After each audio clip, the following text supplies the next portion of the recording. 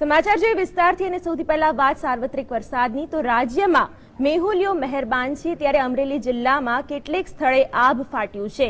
અમરેલીના ધારીના ગીરકાંઠાના વિસ્તારમાં ધોધમાર વરસાદ વરસ્યો છે। અહીં 2 કલાકમાં 5 ઇંચ વરસાદ થતા સર્વત્ર પાણી થઈ ગયું છે। ગીરકાંઠા વિસ્તારના દલખાણિયા, ચાંચિયા પાણિયા, મીઠાપુર, પાતલા સહિતના ગામોમાં ભારે પાણીથી જળબંબાકાર જેવી સ્થિતિ છે। જ્યારે કે રાજુલા, જાફરાબાદમાં 1 કલાકમાં સવારે 2 ઇંચ કરતા વધુ વરસાદ છે। તો સાવરકુંડલા, લીલિયા, લાઠી, અમરેલીમાં પણ ધોધમાર વરસાદ વરસી રહ્યો છે, જેને લીધે નીચાણવાળા વિસ્તારોમાં પાણી ભરાઈ ગયા છે। ધોધમાર વરસાદને પગલે શેત્રુંજી નદી પણ ગાંડી તૂર થઈ છે।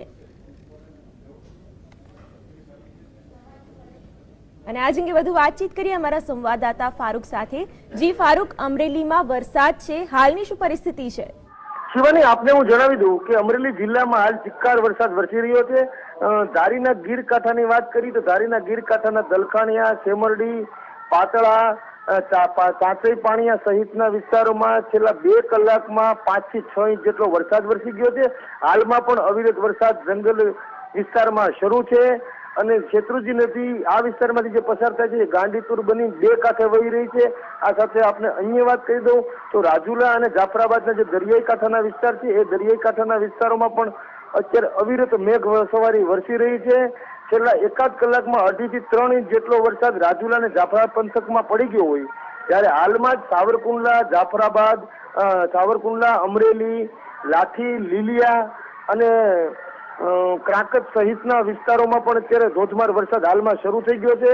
અમરેલી જિલ્લાના તમામ તાલુકા મથકોમાં હાલમાં ધીમી ધારે વરસાદ ચાલુ છે।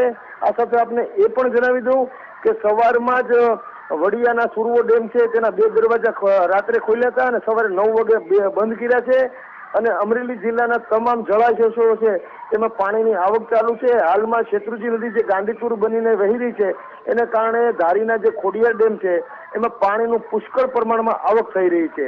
હમણાં તાજેતરમાં જ ફોન આવ્યો અને જાણવા એવું મળ્યું કે રાજુલાના ટીંબી ગામે 1 કલાકમાં 4 ઇંચ આસપાસનો વરસાદ વરસી ગયો છે। આ સાથે અમરેલી જિલ્લાના દરિયાકાંઠા અને જે જંગલ સહિતના જે ગીર વિસ્તારો છે ત્યાં પુષ્કળ વરસાદ વરસી રહ્યો છે।